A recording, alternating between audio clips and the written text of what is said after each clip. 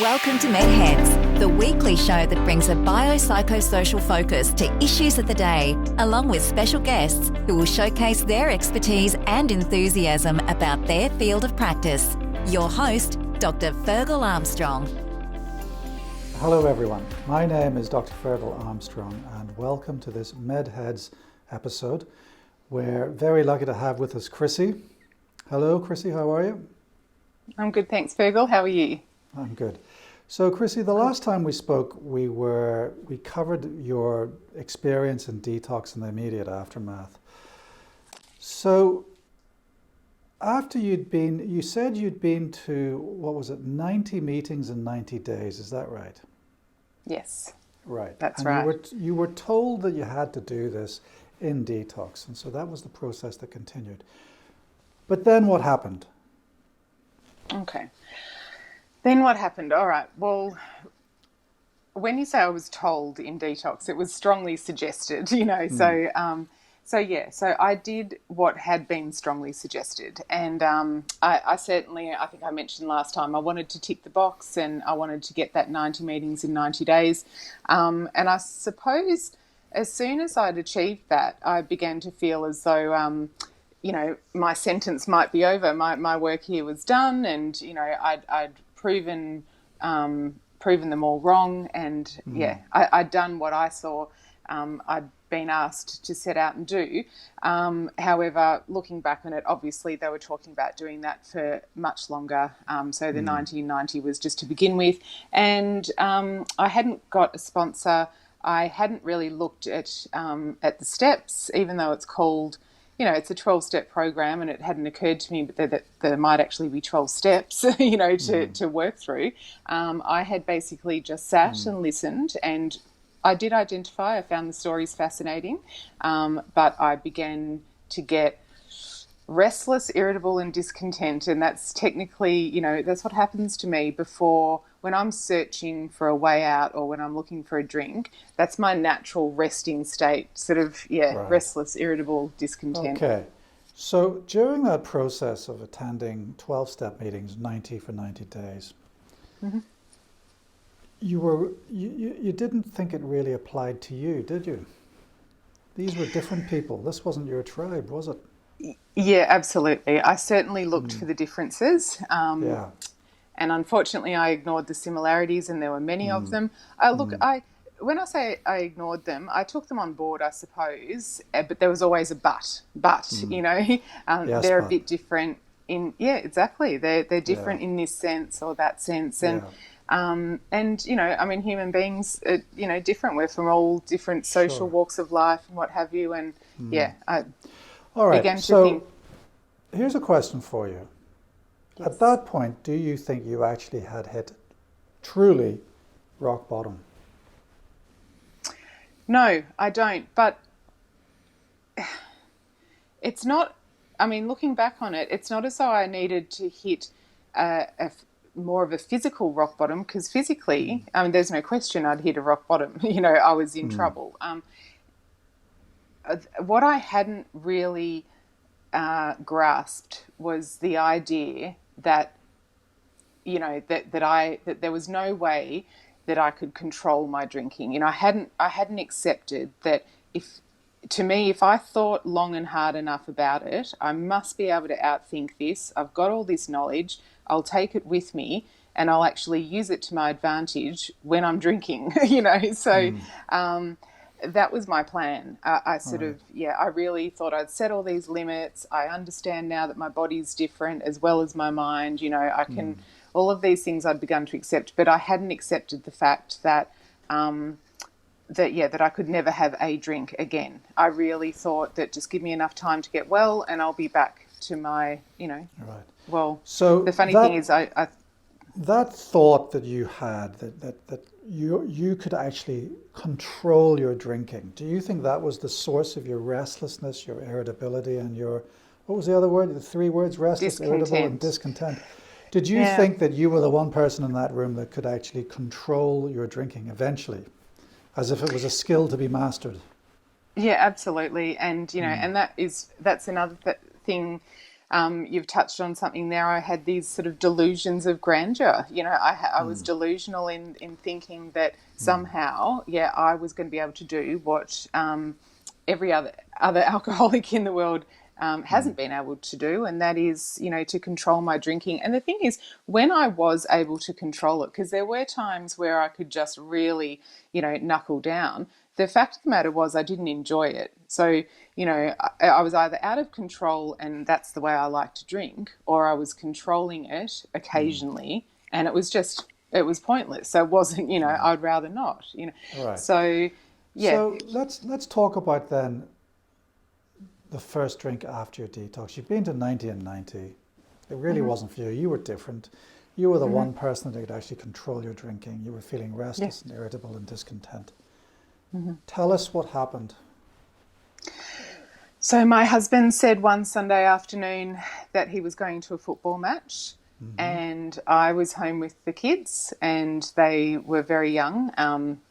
So it was 3 under 3, or it might have just been over by that stage. But I was feeling put upon. I sat in pity about it's not fair. He can go out and have fun and be with his friends. He can go out and have a drink. Why can't I? I didn't like the fact that I was different, and I didn't want to be different. I just didn't want to be different. I couldn't understand how come some people can do this and I can't. And then it suddenly occurred to me, well, actually you can, Chrissie. You can if you want. And that's exactly what I did. And I grabbed the 3 kids, went through the bottle shop and bought 3 bottles for $20. And that's, there was no mucking around. And I came home, popped the cork, and that was it. And my father-in-law came up, and I couldn't understand why he was so shocked, why he was quite upset. How did he know to come up?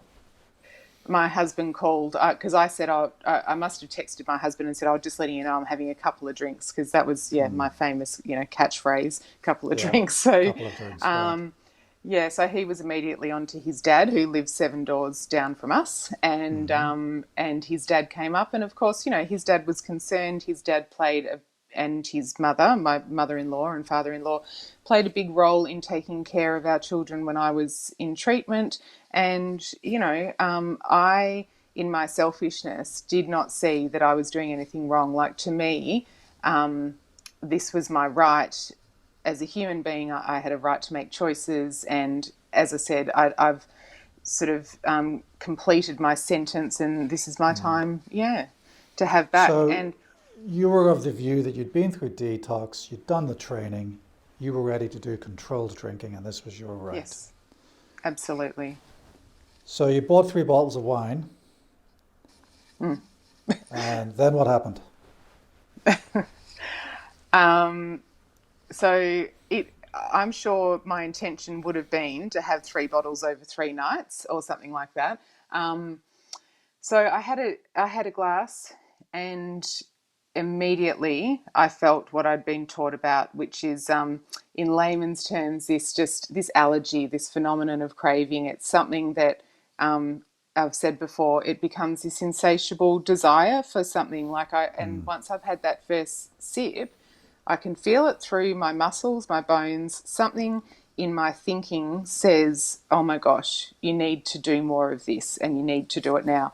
So what I'd heard and learned and been taught about the phenomenon of craving and the allergy was actually taking place, and I had this evidence that I could feel. So, as much as I tried to deny that, I also knew deep down, wow, they're right. Once I start, I can't stop. So what happened the next day? What happened? So I finished a lot of, that alcohol, and I woke up the next day pretending not to have a hangover and said, oh, well, that was all fine. That was all good. And I'm cured. It's okay. And I set myself a goal of drinking something like once a month, or only on special occasions. So I immediately got the yearly calendar out and tried to find all the special occasions where I could look forward to. And, it occurred to me, honestly, that even if I can set a limit of once every 2 weeks or once a month or whatever, that I am literally going to be just existing between drinks. And, that took a little while to realise, but I thought there's no life in between. And then I have a drink and I get this temporary relief. and then I've got some sort of horrible consequence, whether it's physical, emotional, or environmental, some sort of consequence. I've got to pay for that the next day in all sorts of different ways. And, I began to realize that what I saw as the reward actually was not a reward, and that I've got a whole lot of time now to live between now and the next drink, and it's really miserable. And so did you attend meetings after this time that you'd had your 3 bottles of wine? Did you go back to meetings? yeah, I did on and off. I'd go back for, I guess, what I would call a little bit of damage control when I was getting a bit out of hand. And I remember, can you give us an example of being out of hand after this? Oh, well, I might have drunk 3 nights in a row, and that to me, was going back to my old habits. But, I've come to learn today that to me, it's not to do with even, the quantity of alcohol, the frequency, the type of alcohol. It's really not. It's the consequences for me personally, and it's the damage that alcohol does. What does alcohol take away from my life? And so that's why... When was your last drink? So my last drink was, so I was at work on a Friday, and I got to about Friday lunchtime. I started to get the shakes. I was feeling yuck, and I started to think, drink would be nice, and I was contracting at the time. So I was running my own business, and I said, listen, I'm out of here early today. I'll come early next week and, sort it out. So I knocked off work about 1 o'clock on a Friday, and I got about, I don't know, maybe a kilometre down the road, and there's a pub on the left-hand side, and I knew I had to pick my children up, at say 3 or 4 o'clock from childcare, and I thought, well, I've got time to duck in for 1 drink, maybe 2, Just a couple. Just a couple, yeah, exactly, just a couple, and absolutely knowing what my responsibilities were for the end of that day. I think I missed the welfare bus completely, which would have ended about 11 p.m. And, got home shortly afterwards, caught a taxi home. And the next morning I started getting all these text messages from my mother's group friends. And I'm thinking, oh, my goodness, why are these people hassling me at whatever time of the morning it was? And I looked at my phone, and there were messages asking, like, where are you, Chrissie? We're already here. The girls are waiting, yada, yada. And I realised that that I'd booked tickets for a Fairies concert to take my daughter to. She was, about 3.5 at the time. And I'd booked those in recovery or in sobriety in the first 4 months that I was sober. And we were so excited about it. And I remember thinking, like, it's nothing much to other people, but this is real life, like I'm living, I was so excited about it. And so was my daughter. And I thought, oh my gosh, I'm lying in bed, my hair's a wreck, I feel like I've been hit by a Mack truck. What am I going to do? And I thought, get off your backside, Chrissie, pull yourself together, and for the first time in your life, stop being so selfish and just get there. So I don't know if I grabbed a toothbrush and we ran out the back door, and, I grabbed a tutu and threw that on my daughter, and we got to the school, and I would have looked like absolutely nothing on earth.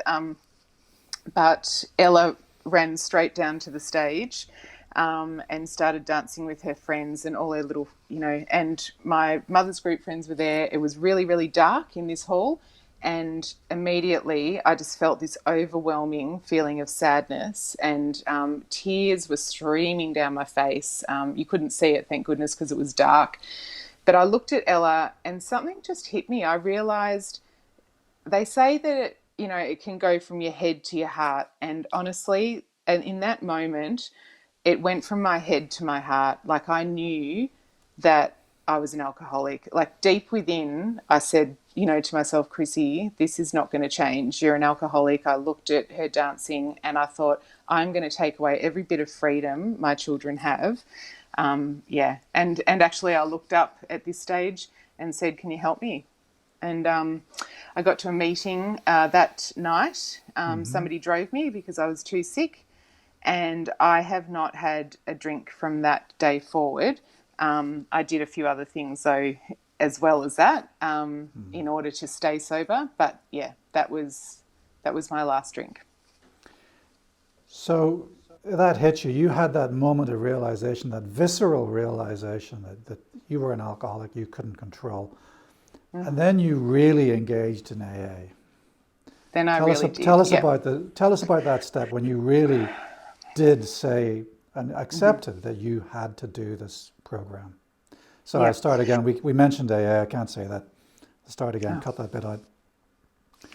So you had this visceral realization that you were an alcoholic and you could not do this. And that, I think, was the stimulus for you to really decide that you were going to actively engage in a 12-step program. What happened next? Okay, so you're right. And I knew that once I did all of the suggested things that I'd probably get it right. And I know that sounds really arrogant, but that's what stopped me from asking for a sponsor, from getting into the steps, because something told me, I'm looking around at all these sober people, I'm thinking they're doing this and they're not drinking, so I'll probably get this. Anyway, so I got back, and it was actually a few days after that first meeting. I got to a meeting at 6 a.m. It started at 7, but I was out the front by 6, because there's something safe about meetings. I felt safe if I was there and I wasn't at home in my old environment, really. And a woman came in, and she had the most obnoxiously loud laugh, especially for 7 a.m.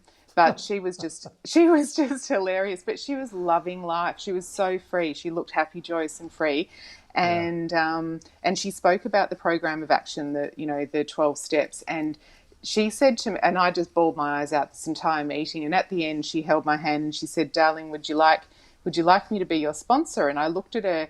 And I was still terrified of women, still didn't trust them, and I couldn't answer. I just looked at her and I didn't know what to say. And then she said, "How about I be your temporary sponsor?" And I said, that I can do. That would be wonderful. And she said, "Yeah, grab a couple of books and come up to my place in the Dandenongs on the weekend, and we'll start." And that was the beginning of the solution for my condition, for me. I understand that there are, different solutions, different strokes for different folks, but absolutely for me and for anybody else that I've, met and come to know in a fellowship, this is, the 12 steps of the solution.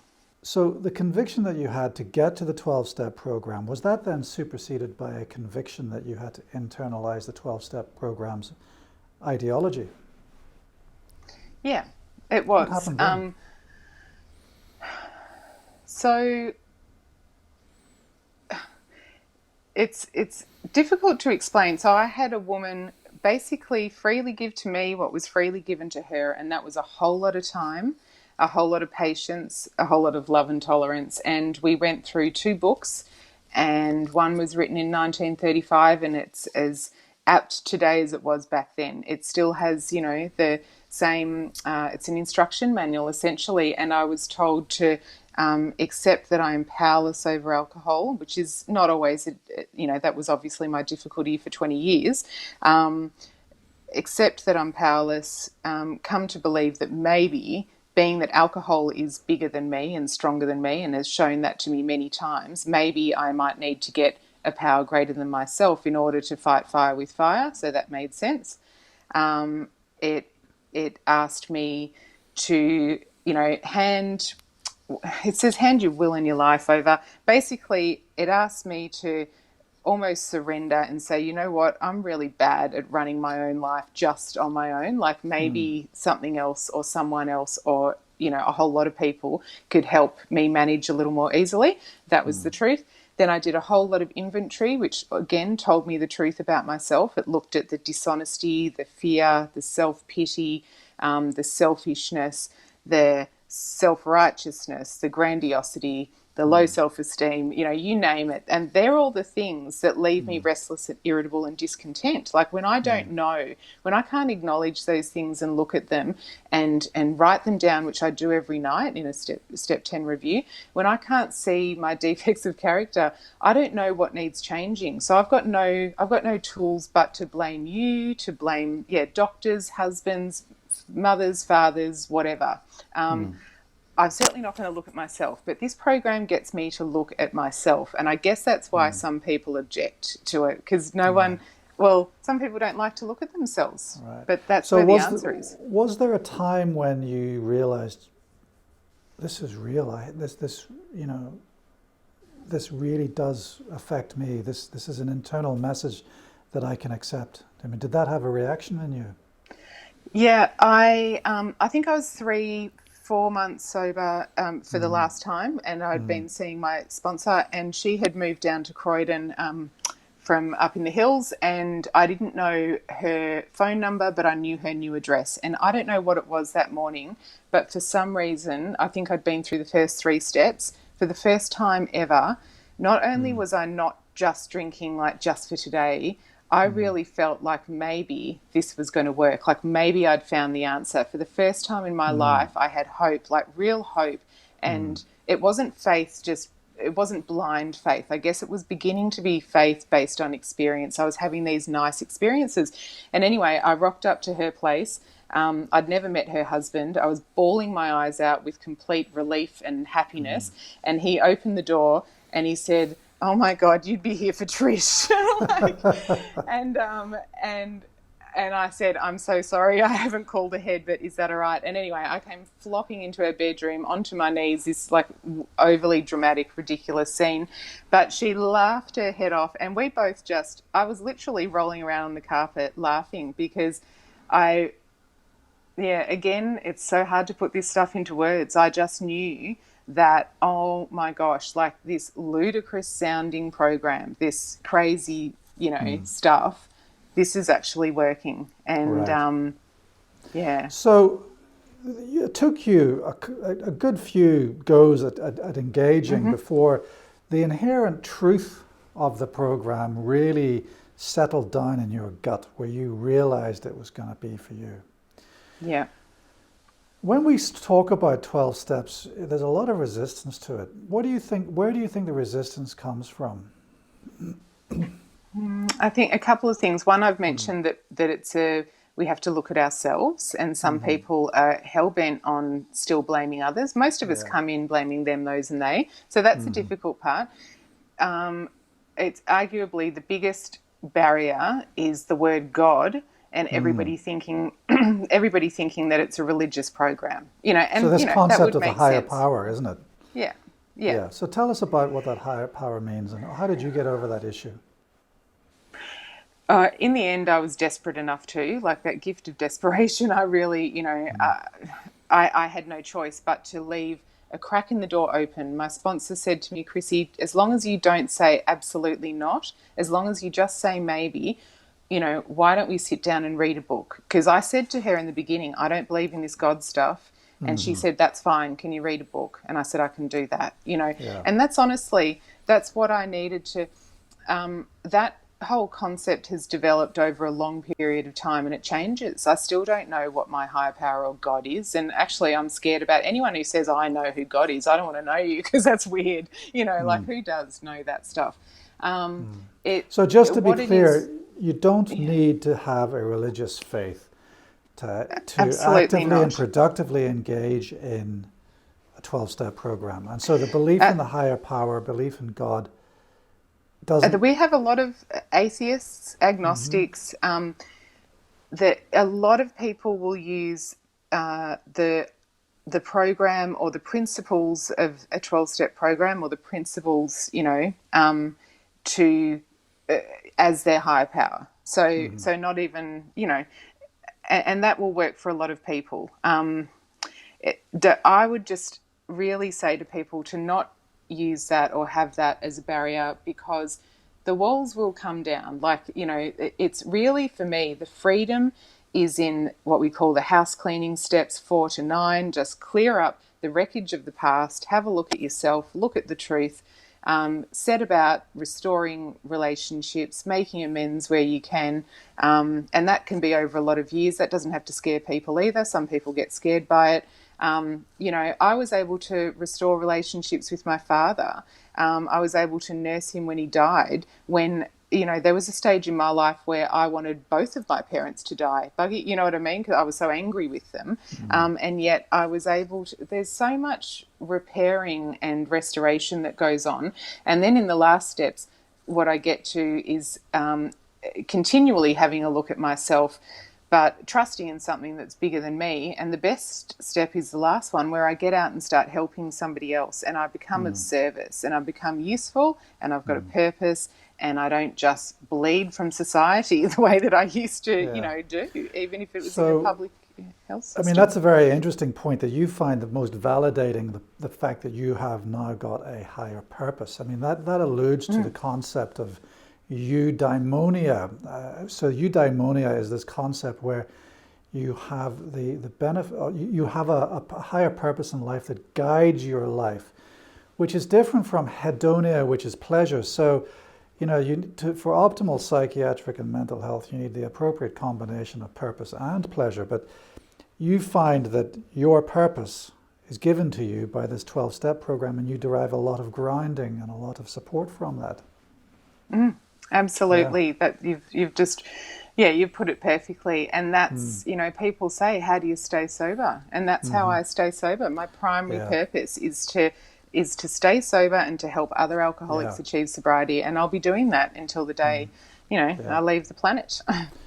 So that purpose gives you the resilience to continue your daily journey of sobriety. Yeah, it absolutely does. And it's something that initially would have was overwhelming. I thought, I can't ever imagine being able to help another person. But it is something that develops over time. And it takes the people with, it does. And, and people with quality recovery are the ones that get out and help others. And, and that forms just such a huge part of why I am happy today and free inside. And why the ordinary is so beautiful. I don't need bells and whistles. So if we can just recap on the potential barriers. First of all, you've got to be ready. You've got to stop being deluded that you can control your drinking. Secondly, that you have to accept that there's a certain amount of introspection. You have to look at yourself. Thirdly, you have to deal with the issue about this concept of higher power. Fourthly, then you have to start engaging in a process that you've described as housekeeping, sweeping out all the cobwebs and repairing the house. And then finally you get to the point of having purpose. That's a very, very scary prospect. What's the first piece of advice you give people who are considering entering into this program? And how do you advise people to overcome those fears? Well, firstly, it's interesting the way that you just sort of summarised it all, because, it is a lot. But when I'm first working with somebody, we go back to the very, very basics of it is one day at a time. These steps are in order for a reason, When I'm taking a girl through the program, we're talking about at least 12 months to get through the first. And this is just, talking once, twice a week, having some time where we read together and what have you. So it's a slow process, but it's also, I guess I would just say to not let it overwhelm you, to look around, to have a look at the evidence. And the evidence is that you've got rooms and rooms full of people who have really purposeful, wonderful lives. And somehow they got, to that place. And it's literally a day at a time, a page at a time. I would say, to me, I knew in the end that I didn't actually have a choice, but thank goodness I got to that stage, because really, I had to have almost lost everything, certainly internally, before I went into this program. But I think that's what I'd say, Fergal.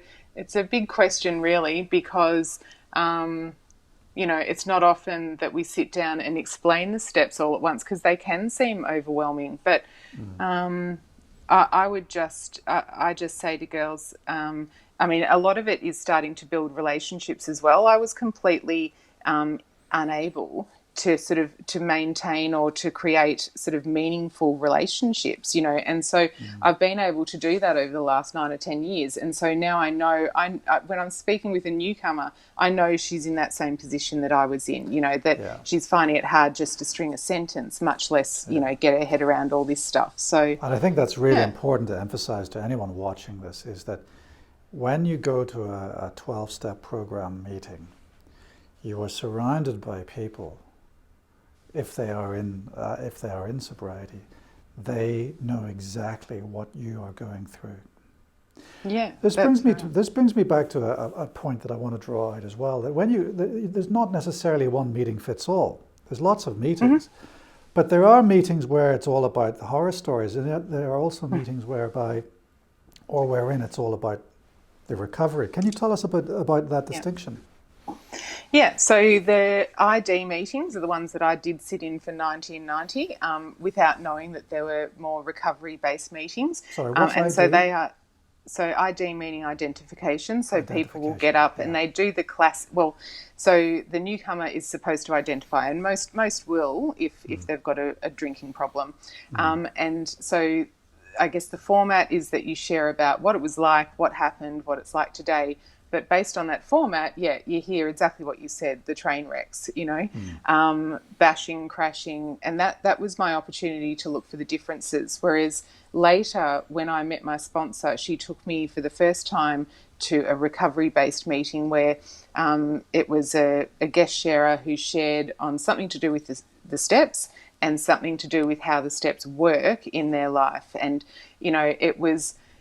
For the first time I was hearing about this kind of recovery sort of stuff. Then there's also big book studies, which, you know, I'm part of a big book study. There's, discussion group meetings. There's all sorts of meetings that just talk about the solution to this illness and talk about, how we navigate our way out. And it becomes really fascinating. I mean, the opportunities are endless, and it just, I learned so much more. I mean, I could go through this book with someone 100 times, which, you know, will happen one day because I'm probably up to about 40 times or something.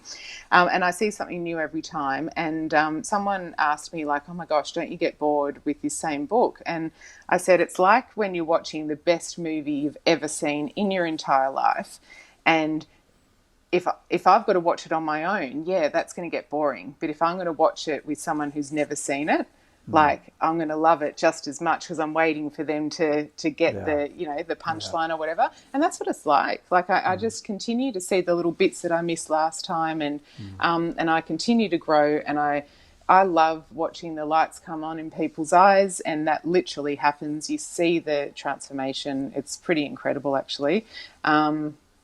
All right. Yeah, and that's what keeps me going. Well, Chrissie, we've run out of time. So, what would you say? What would you say as one final message to someone watching this, thinking about how they're going to get help? What would you say? My goodness, I would say honestly to please take that leap of faith. It's difficult to trust or believe in, you know, what a complete stranger is saying, but just know that I've been there, but thousands of others have been there. We do know how you feel. There's a whole lot of help out there, and the opportunity or the chance to be happy, joyous and free is honestly here waiting. There's people armed with the facts. They can help you, you know, and as we say, like, we do let the big book do the heavy lifting, and you can let go of, all the weight. That's what I'd say. Chrissie, thank you very much. You're welcome. Thank you. I hope you've got something out of listening to Chrissie's story. If you've been affected by the issues that we've touched on in this series, then please see below for links for further help. My name is Dr. Fergal Armstrong, and this has been a MedHeads series. Thank you for watching.